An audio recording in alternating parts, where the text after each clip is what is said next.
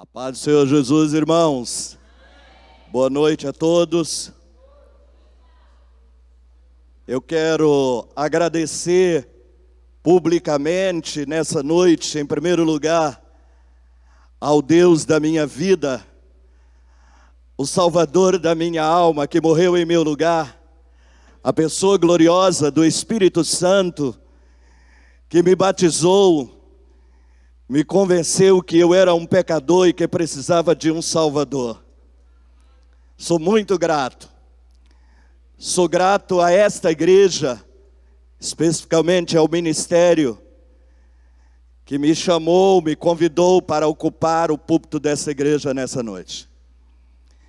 Eu sei, quero avivar essa verdade na minha consciência, de que esse espaço é especificamente do pastor desta igreja. E quando abre um espaço para uma outra pessoa, verdadeiramente é um motivo de muita honra. É uma graça ter esse reconhecimento, essa confiança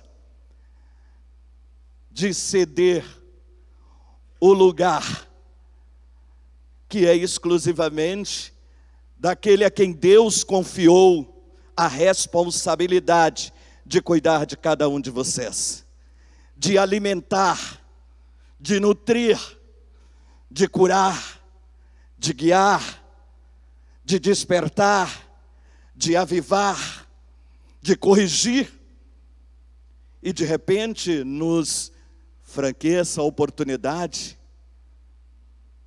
A gente fica pensando, meu Deus, será que não é demais para mim? Mas estamos aqui. Em partes eu me sinto à vontade, porque tem muitas pessoas aqui que a gente vem aqui há 3 anos praticamente. 2 anos de rema, estamos findando um ano de escola de ministro. Aleluia! Aplauda ao Senhor Jesus. Glória a Deus. E outros que é pela primeira vez que a gente está vendo. Mas vamos lá, o que nós viemos fazer aqui nesta noite. Como diz alguns pentecas, sem muita delonga, sem muita demora. Abram a sua Bíblia, você que trouxe a Bíblia impressa em papel, você que trouxe a sua Bíblia digital, se liga a ela, quiser acompanhar, deve estar também ali. O texto que nós queremos usar nesta noite está em Lucas, Evangelho de Lucas, capítulo de número 5. Nós vamos ler 11 versículos e nós vamos, já está lá. Vamos usar King James. É a versão que nós vamos usar nessa noite.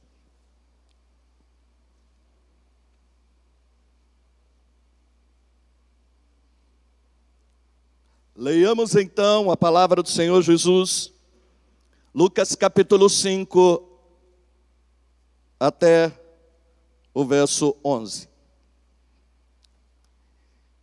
E aconteceu que, apertando a multidão para ouvir a palavra de Deus, ele estava junto ao lago de Genezaré.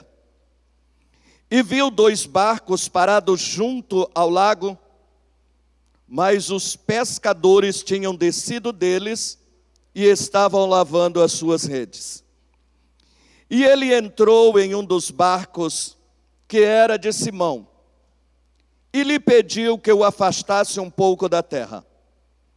E sentando-se, ensinava do barco a multidão. E quando ele terminou de falar, disse a Simão: velejai para o profundo e lançai as redes para um arrastão. E respondendo Simão, disse-lhe: mestre, nós trabalhamos a noite toda e nada apanhamos. Porém, por meio da tua palavra, eu lançarei a rede. E fazendo assim, eles pegaram uma grande quantidade de peixe e a rede se rompia. E eles acenaram aos seus companheiros que estavam no outro barco para virem ajudá-los. E eles vieram e encheram ambos os barcos a ponto de começarem a afundar.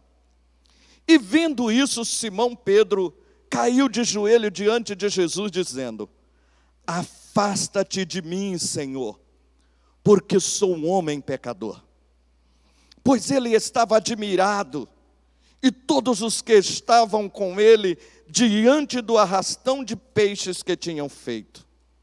E assim também estavam Tiago e João, filho de Zebedeu, que eram sócios de Simão.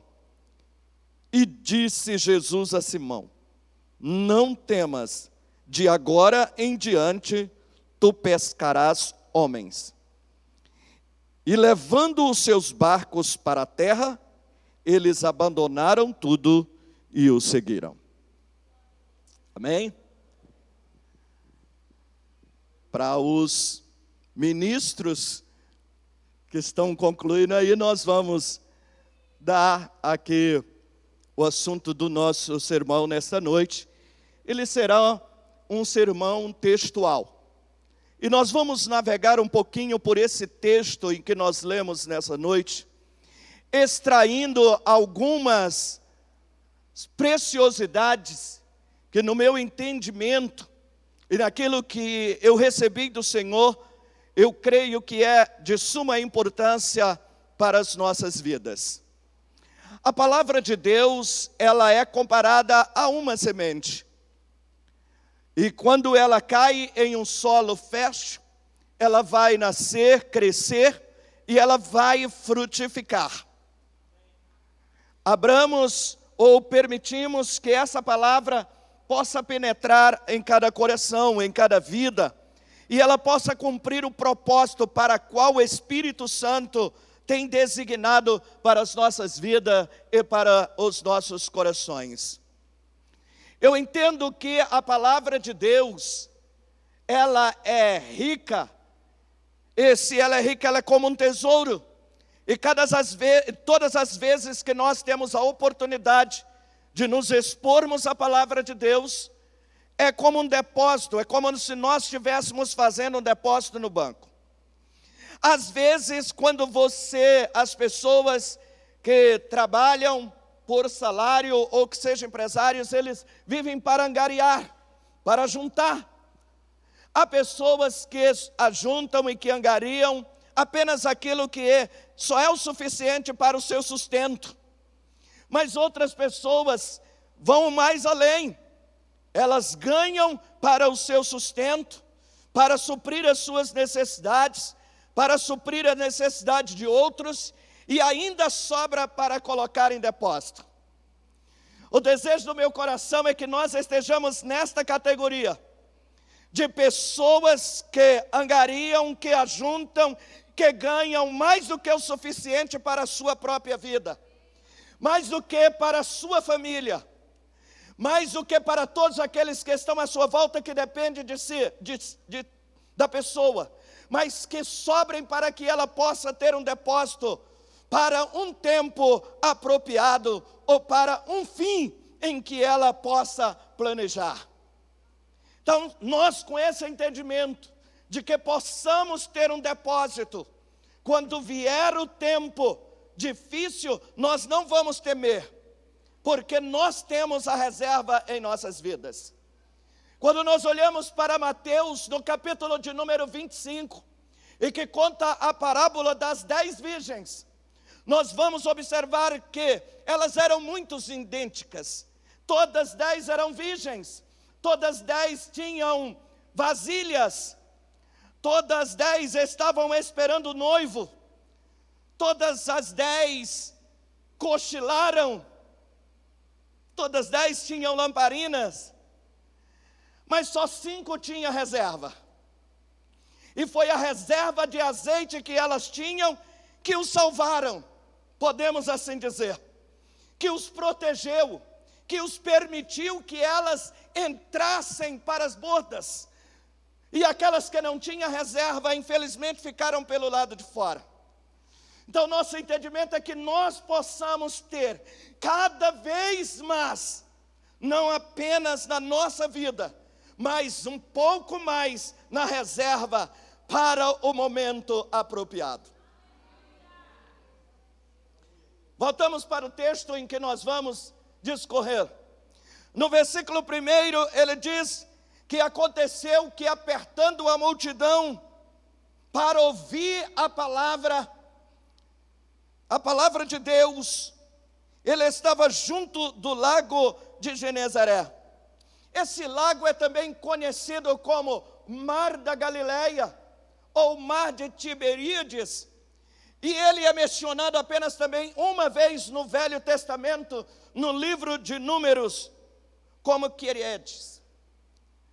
No versículo de número 2, a Bíblia diz que Jesus viu 2 barcos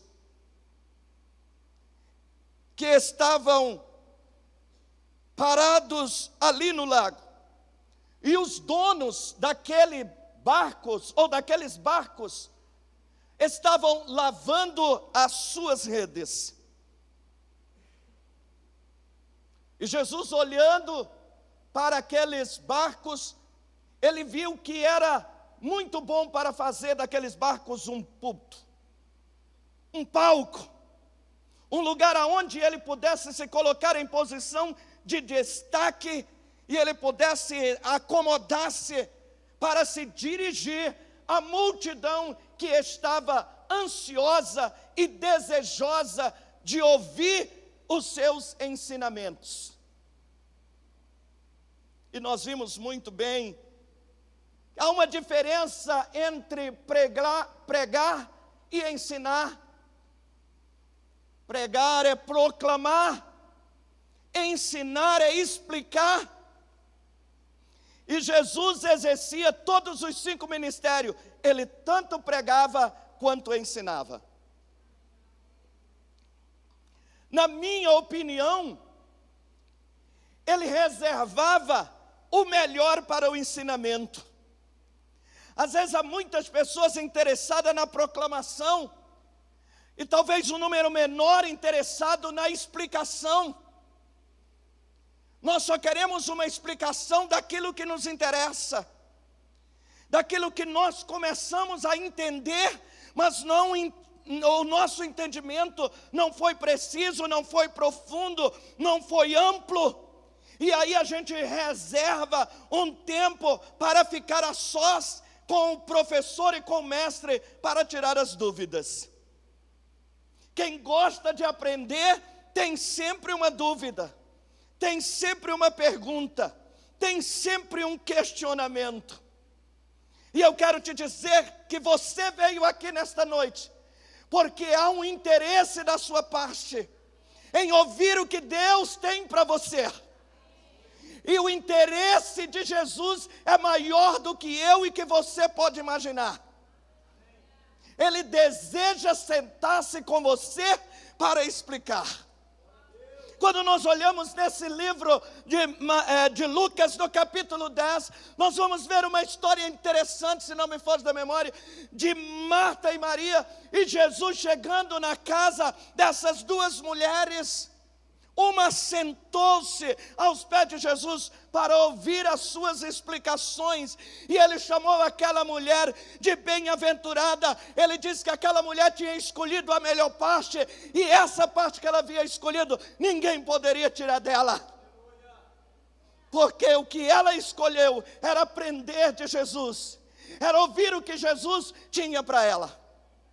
Eu creio que eu e você estamos aqui nesta noite, na condição de Maria, sentado aos pés de Jesus, para ouvir o que Ele tem, para nos ensinar, para nos esclarecer, para nos iluminar.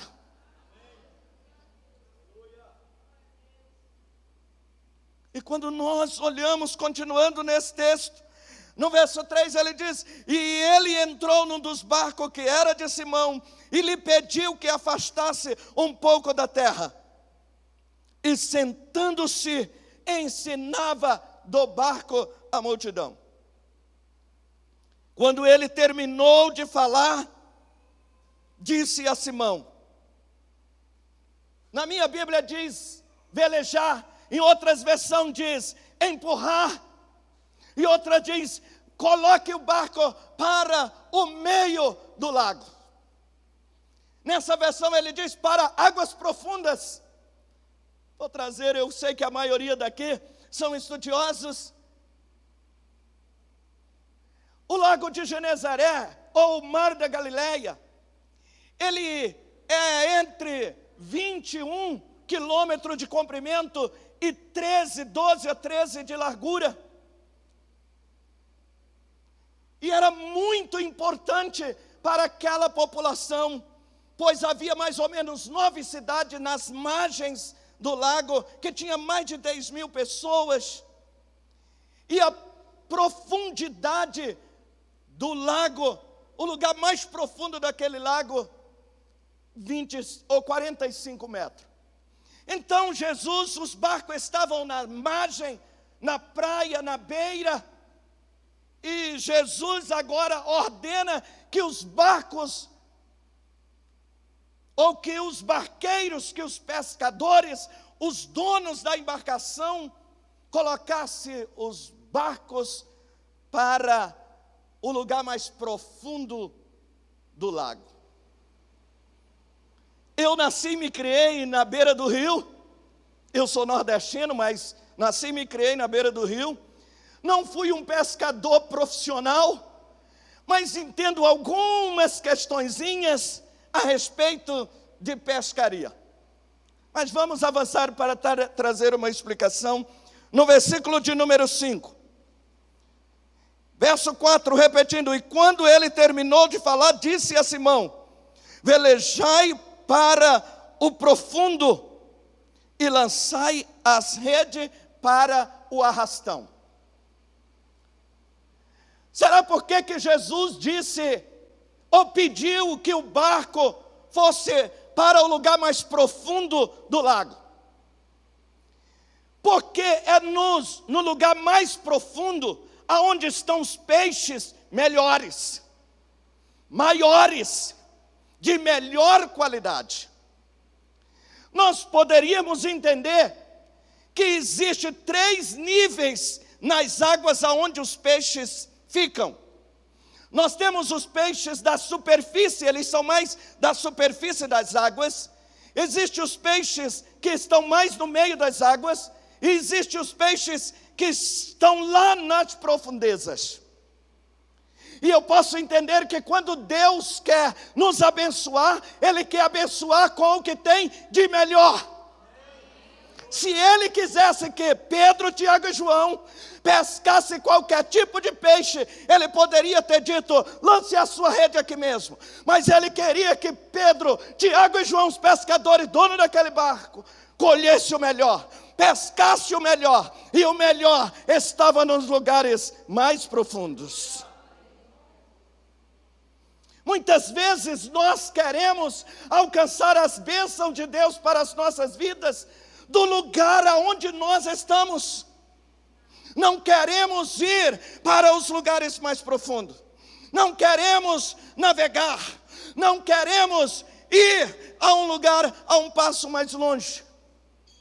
Quando nós olhamos para Ezequiel, no capítulo de número 47, numa das suas visões que ele tinha do templo, e que ele via as águas correndo do templo, e formava um grande rio, ele via um homem com um cordel, com uma cana, com um cordão na mão e media. E quando aquele homem media 500 metros, ele dizia: entra, e ele entrou, e a água estava no tornozelo. E ele dizia: mede mais, e ele media, e as águas deram no joelho. E ele mediu mais 500, e as águas vieram para a cintura. E quando ele mediu mais, já era águas profundas que ele tinha que nadar. Sabe o que Deus está dizendo para mim e para você nesta noite?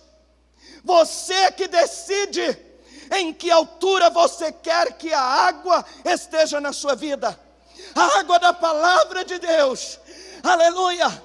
O propósito de Deus não é que nem eu e nem você ande com água nos tornozelos, nem com água no joelho, nem com água na cintura, mas em águas profundas, aonde nós possamos deixar que o Espírito de Deus domine sobre as nossas vidas. Sabe o que é águas profundas? É estar totalmente submergido na palavra. Sabe o que é andar em águas profundas? É estar completamente dominado pela palavra e pelo Espírito Santo de Deus. É fácil andar com água nos tornozelos, é fácil andar com água nos joelhos, é até um pouco fácil andar com água na cintura, mas é difícil você andar em águas profundas e você fazer o que você quer. Quando você estiver em águas profundas, você vai seguir o que a água determinar que você faça. Aleluia. Deus estar aqui nesta noite, nos chamando para algo profundo da revelação e do conhecimento que Ele tem para nós através da sua palavra. Quando nós aprendermos a navegar em águas profundas, jamais vamos querer andar com água nos tornozelos. É muito raso. Não se acomode. Não queira só isso para você. Eu gosto de ir no mar. Não gosto de banhar em água salgada. Gosto só de molhar os pés. Quando a água vem no joelho, já começa a dar aquele negócio, pinicar, grudar. E os meus filhos, que não foram criados em beiras de rio e nem em beiras de praia, irmãos, quando vai na praia, é um negócio, eu fico maluco. Eu fico puxando, vem para cá, não vai para o fundo, olha a onda. Aleluia. Ainda bem que Deus não é o Ismael, Deus é diferente. Ele está nos empurrando para águas profundas.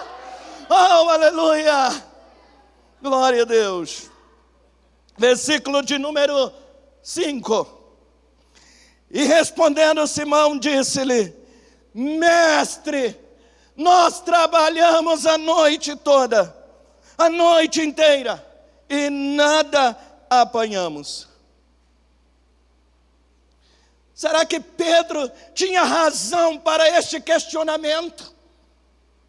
Pedro nasceu em Betsaida, uma das cidades das margens do lago. Agora ele estava morando em Cafarnaum, lá onde Jesus estava.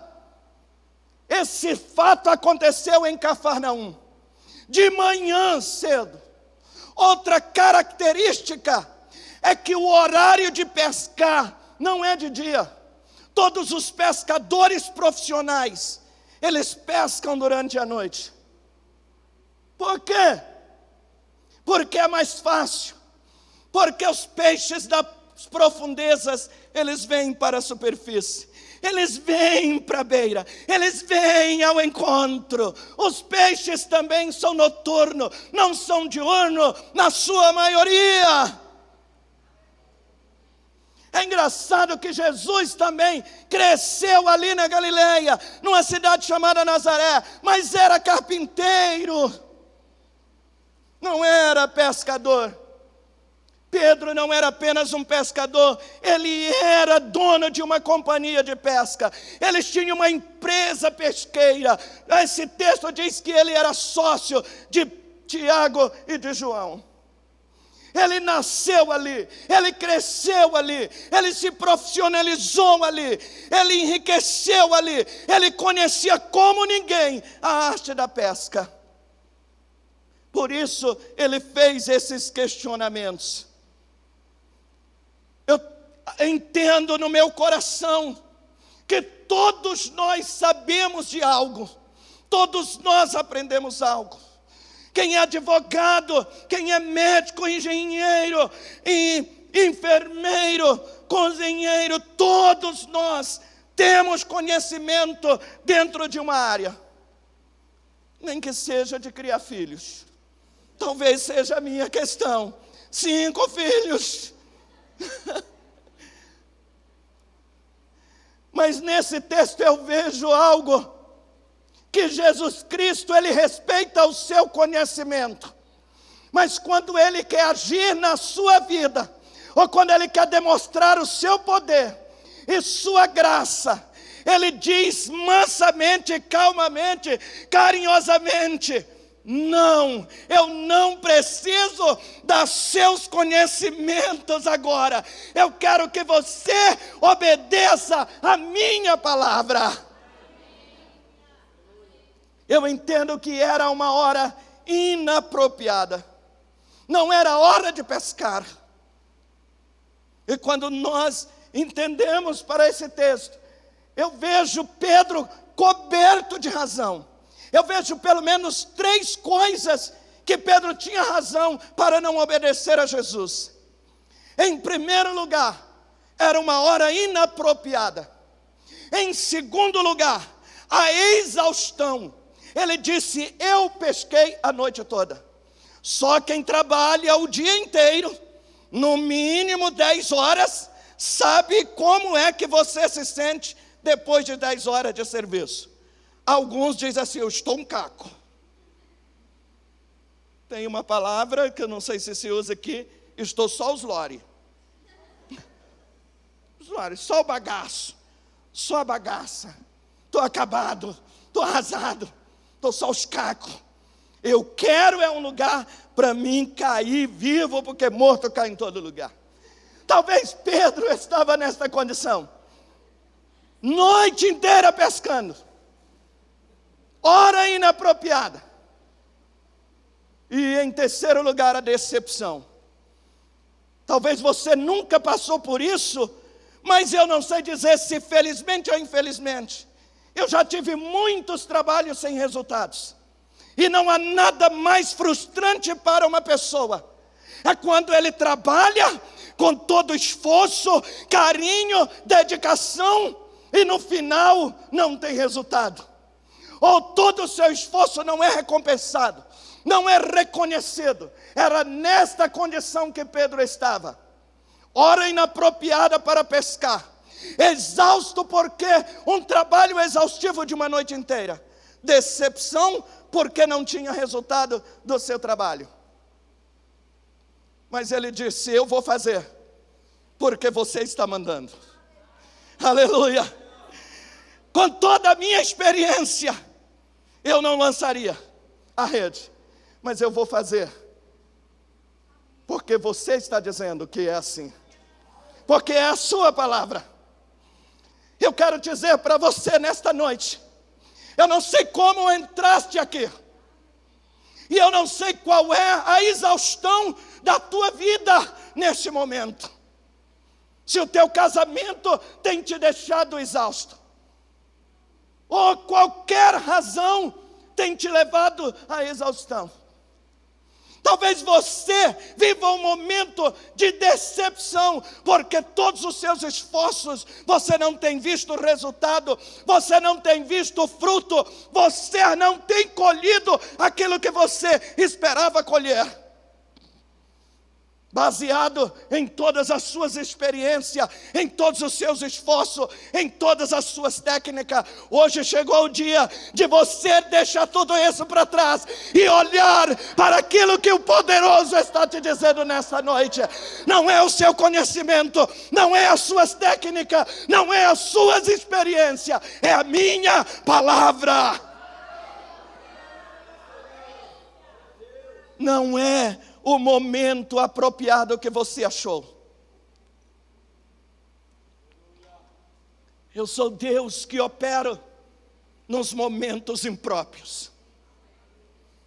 Eu sou Deus que faço o que ninguém pode fazer. Aleluia! Esse Deus tem provado que Ele tem agido dessa forma desde o Velho Testamento. Quando nós vamos para o livro de Gênesis, no capítulo, eu acredito que deve ser o capítulo de número 26 de Gênesis, ali nós conta a história de Isaac. Isaac estava morando em Gerar.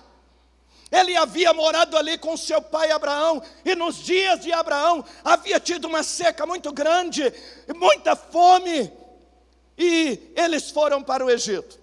Abraão foi para o Egito. Agora Abraão era morto e Isaque havia herdado toda a fazenda, toda a riqueza, todos os bens, animais e servos, e em Gerar, uma segunda fome. Um segundo momento difícil.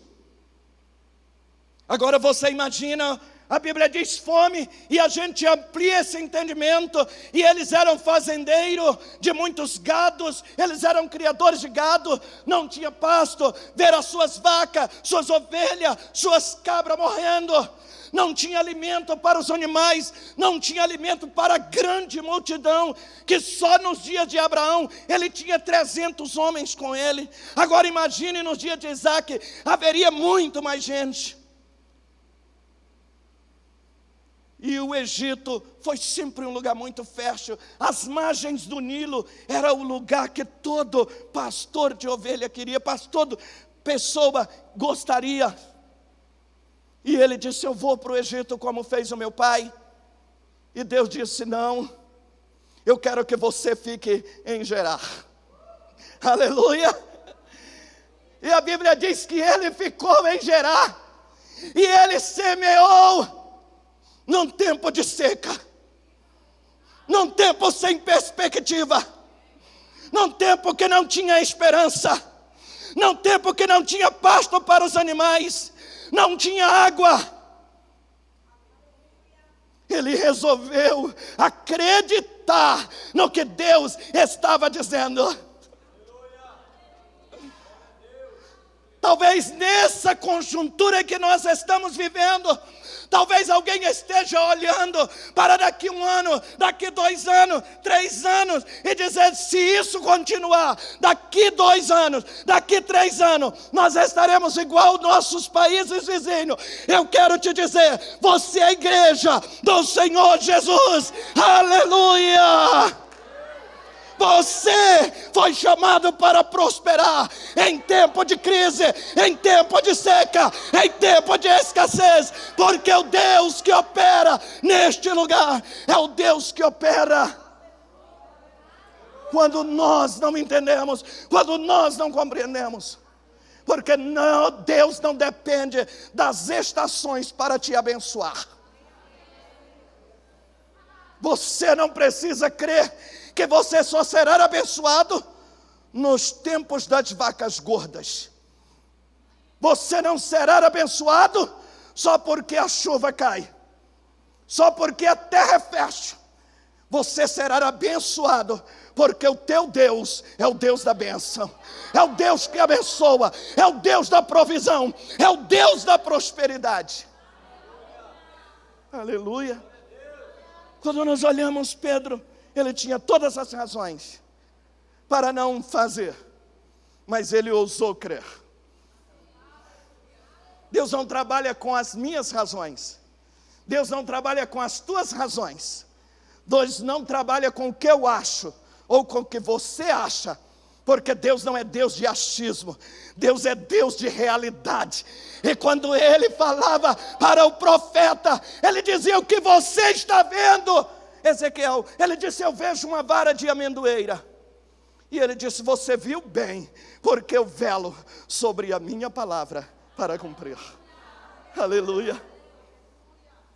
Eu e você dependemos da palavra que sai da boca de Deus. Quando ele disser que você vai prosperar, você vai prosperar. Aleluia. O circo está pegando fogo, os bombeiros estão de greve, mas o Deus de Abraão e de Isaque e de Jacó está no trono, velando por aquilo que ele disse. Oh, aleluia. Viver por fé é viver em obediência. Viver em obediência é viver em submissão, é viver debaixo de uma autoridade. Que autoridade é essa? A autoridade expressa da palavra dita, da palavra proferida, da palavra declarada, da palavra ordenada. Foi isso que Pedro disse. Eu vou fazer porque você está mandando, eu vou fazer porque você está ordenando, é debaixo da tua ordem. Eu não creio, eu conheço mais do que você, estou conjecturando. Você não vai encontrar isso na Bíblia. Eu cresci em Betsaida, vim morar em Cafarnaum, abri essa companhia de pesca. Dias e noites eu tenho estado nesse mar. Você é carpinteiro, eu sei que você é de Nazaré. Você não entende mais de pescaria mais do que eu. Pedro poderia ter feito todas essas argumentações. Há 21 anos atrás, eu estava bem empregado aqui nessa cidade. E minha esposa também, concursada. E Deus falou comigo. Não é falar. Ele tinha falado no meu interior. E um mês depois ele mandou alguém na minha casa que não me conhecia nada com o dinheiro para mim sair de Marabá e ir para uma determinada cidade. E o primeiro questionamento meu foi: Senhor, porque eu estava numa igreja boa, um povo abençoado, 12 anos na mesma igreja, servindo, na minha casa, no meu trabalho, casado há 3 anos, curtindo a minha primeira filha, já chegando a segunda. Eu não tinha razões nem motivos para fazer o que ele estava dizendo, mas eu resolvi crer no que ele estava dizendo. E quando eu criei, eu parti. Eu dormi no chão, em obediência à palavra do Senhor. Não sei como você vai entender. Muitas vezes nós entendemos que tudo que Deus diz para a gente que a gente vai fazer é o mar de rosa e as maravilhas. Mas Deus tinha algum plano em tratar comigo. Mas eu vi Deus fazendo coisas extraordinárias. E nesse período ele disse: se você tiver que pedir alguma coisa, não peça nada a ninguém, peça só a mim. O primeiro desafio, me levar a viver na dependência e na crença de que Ele é o Deus que supre todas as nossas necessidades. É isso que Deus está dizendo nesta noite para todos nós. Versículo de número 5. Versículo de número 6. E ele diz: e fazendo assim, eles pegaram uma grande quantidade de peixe, e a rede se rompia. Qual é o resultado da obediência? É o milagre. Milagre não se explica. Milagre não é um projeto que você vai costurando. Milagre não é um propósito seu. Milagre é a providência de Deus, do jeito dele, da maneira dele, na hora dele, no lugar dele. A única participação do homem no milagre é a obediência. Eu gosto de uma expressão de Valnice Milhome. Ela sempre diz: nada me pertence, nada é por minha causa, tudo é por causa dele, tudo a conta é dele, a responsabilidade é dele. Se deu errado é ele, se deu certo é ele. Mas nós só podemos fazer isso se nós estivermos 100% no centro da obediência e do comando, da direção do Espírito Santo de Deus para as nossas vidas. O que aconteceu com Pedro quando ele resolveu obedecer a palavra de Deus? Ele arrastou para os barcos uma rede cheia de peixes. Mas o que eu vejo mais interessante, extraordinário nesse texto, é que o resultado da obediência não é exclusivamente só para quem obedece. Ele se estende a todos aqueles que estão à sua volta. Aleluia! A bênção não era para Pedro, a bênção era para Tiago, a bênção era para João, a bênção era para a empresa que eles tinham. Eu fui um dos primeiros crentes na minha casa. E um dia eu saí a convite para pregar numa igreja, mas não eram os melhores dias da minha vida. A minha família mais quebrada do que arroz de terceira. Vocês também não conhecem esse termo? Só maranhense conhece. E eu no carro, eu disse: Senhor, isso não está certo. Olha, de vez em quando dá um negócio na gente, querendo dizer para Deus o que é certo e o que é errado, irmãos. É um negócio na cabeça do povo, né? Hoje eu deixei um pouco mais, mas eu fiz muito isso, querendo ensinar Deus e dizer o que era certo, o que era errado, o que eu podia, o que eu não podia. Era um negócio assim, meio enrolado na minha vida. Não em Deus. Aleluia, Deus nunca erra, Deus nunca falha. Aleluia, se erra é da nossa parte, se falhamos é da nossa parte. Deus tem todo o entendimento de Deus é perfeito, a sua mente é perfeita. Se tem alguma falha no nosso entendimento, é na nossa mente, nunca de Deus. Mas ele foi gentil, como sempre era, e bondoso comigo. Ele falou pouco, mas às vezes o pouco que ele fala é profundo e eterno. Isso faz mais de quase 30 anos que ele falou isso comigo. Ele disse: da tua família eu cuido. Quase que eu morri, irmãos. Quando Deus fala profundamente, se abala, se estremece. Falou no meu interior. E aí eu estendi essa conversa de Deus muito para longe. Eu entendi que ele estava dizendo: não é responsabilidade sua. A família não é você que salva, você não é o salvador, não é você que alimenta, é eu. Aleluia.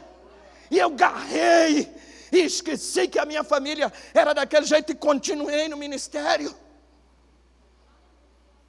E Deus continuou abençoando. E Deus foi salvando e me dando a graça de batizar os meus familiares, casar os meus familiares. Aleluia! Glória a Deus! Separar para o ministério. Louvado seja o nome do Senhor Jesus. Porque quando você obedece à palavra de Deus, a bênção se estende a todos que estão à sua volta. Mas no versículo de número 7, nós temos mais do que uma bênção comum. Ele diz: e eles acenaram aos seus companheiros que estavam no outro barco para virem ajudá-los.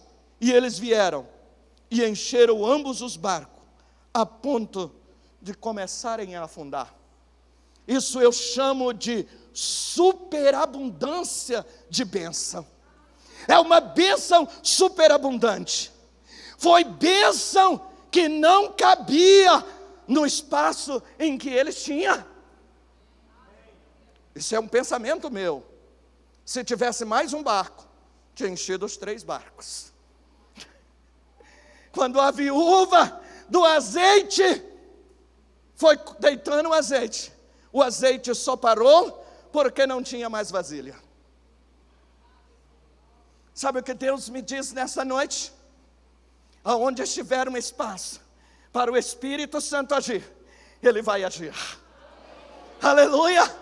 Aonde tiver um lugar, aonde Ele possa ocupar, Ele vai ocupar, por causa da tua obediência. Porque a obediência gera bênção, mas não é uma bênção qualquer, é uma bênção sem medida. Como nós já vimos aqui nessa noite, é uma medida cheia, recalcada, sacudida e transbordando. Os detalhes desse texto diz que os barcos quase iam a pique. Os barcos estavam quase afundando. Sabe o que é isso? A água estava entrando dentro do barco, porque eles estavam tão cheios. Os barcos não suportavam a quantidade da bênção.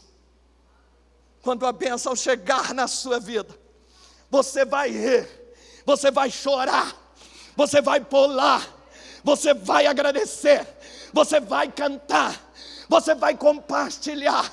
Aleluia, porque é tanto dentro de você, o agir e o mover de Deus, que você reconhecerá que só Ele pode fazer. No verso 8, nós vemos esse reconhecimento. Quando Pedro viu tudo aquilo, ele disse: você não é dessa terra. você é de outro planeta. Você se afasta de mim. Você fica longe de mim. Sabe qual era a ideia que os judeus tinham? É que quando Deus se manifestava, eles morriam. Não suportavam a presença de Deus. A presença de Deus era tão real. Isso está lá no sumo sacerdote. O sumo sacerdote entrava uma vez por ano no Santo dos Santos. E ele entrava com uma corda amarrada na cintura, e as suas vestes cheias de campainha, porque se ele entrasse com uma falhazinha, ele era fulminado diante do Senhor. E então os judeus, eles tinham essa ideia, e ele disse: eu estou diante de Deus, eu estou diante de um santo, eu não quero morrer. É o que eu entendo. Afasta-te de mim, eu sou um homem pecador. Aleluia. Você pode ter até essa consciência de que você é um pecador, mas Deus quer que você tenha consciência maior da bênção e da graça dele sobre a sua vida, do superabundar de Deus sobre você. Se eu fosse dar um tema para essa mensagem nesta noite, eu diria o que disse Maria para os serventes em Caná da Galileia, João capítulo de número 2. Faça tudo o que ele vos mandar. Se mandar lançar a rede, em tempo inoportuno, faça. Se mandar plantar em tempo de seca, plante. É ele que está dizendo: faça tudo o que ele vos mandar.